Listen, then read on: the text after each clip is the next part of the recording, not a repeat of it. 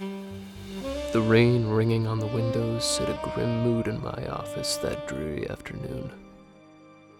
But for me, grim is just another day on the job.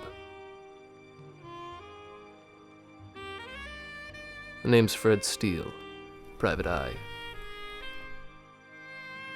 It's a dangerous profession, so I keep 12 shots handy at all times. 6 are loaded into my revolver, and the rest are loaded into my gut. I was just working on getting around 5 into the chamber when the door swung open, and in walked Trouble. She had legs for hours and eyes that could read you like the morning paper. No one in their right mind would wear a dress like that in rain like this, but she knew how to use her looks. She had bad news written on her like October of 29. You gotta help me, Freddie.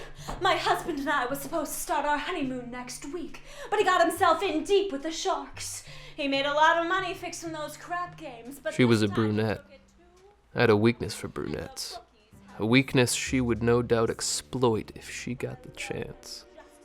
I wouldn't give her that chance. No, Fred Steele was not one to let his emotions betray him so easily. Emotions? What emotions?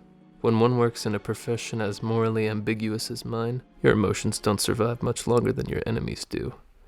I learned this the hard way on my first job.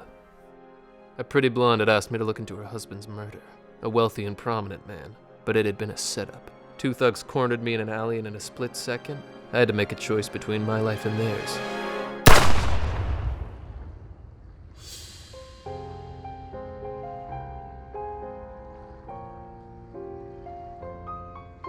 From the moment I pulled that trigger, my emotions were long gone, replaced by something cold, hard, and lifeless. Hey!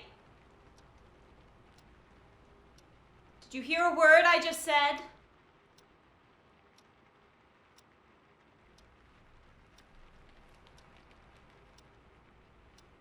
Hello?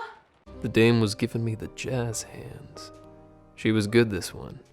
Any feelings I may have beat down years ago, this broad had spinning like a top. Are you even alive? She walked toward me with the confidence of a panther, and my heart did a couple of calisthenics.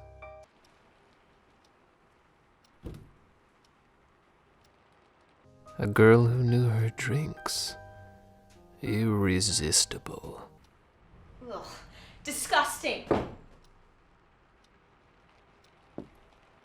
Fine. You've convinced me. I'll take the job. You don't even know what the job is. Of course I know what the job is. You've been in here crying your eyes out like a siren. Sweet and irresistible on the outside, but in truth, a lure to bring innocent sailors to their watery dooms. Thank you? Politeness? This dame was like nothing I'd ever seen before. Flaunting herself around my office like that, and then politeness? A thin layer of honey over the thick, sexual tension she filled my office with like a rich bottle of scotch. Wait, I'm sorry. Did you miss the part where I said I have a husband? Because I have a husband. This dame was playing games with me, bringing up her husband like that. She was trouble, all right, but I loved it. She knew the fact she was married only made her more alluring, but she wasn't afraid to use it.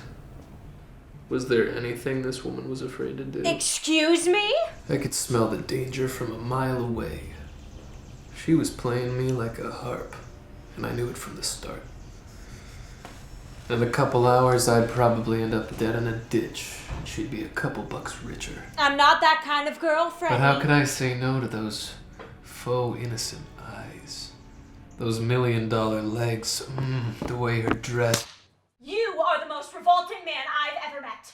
I can't believe I ever thought for a second I'd give my business to a disgusting pig like you. You are a slimy, soft-headed saucebox, and the idea of me ever wanting to seduce you makes me want to vomit.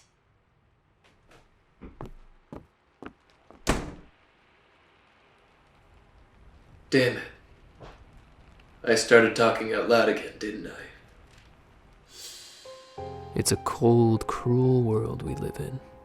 You can't help but wonder why the best guys never get the girl. Perhaps I misread the situation.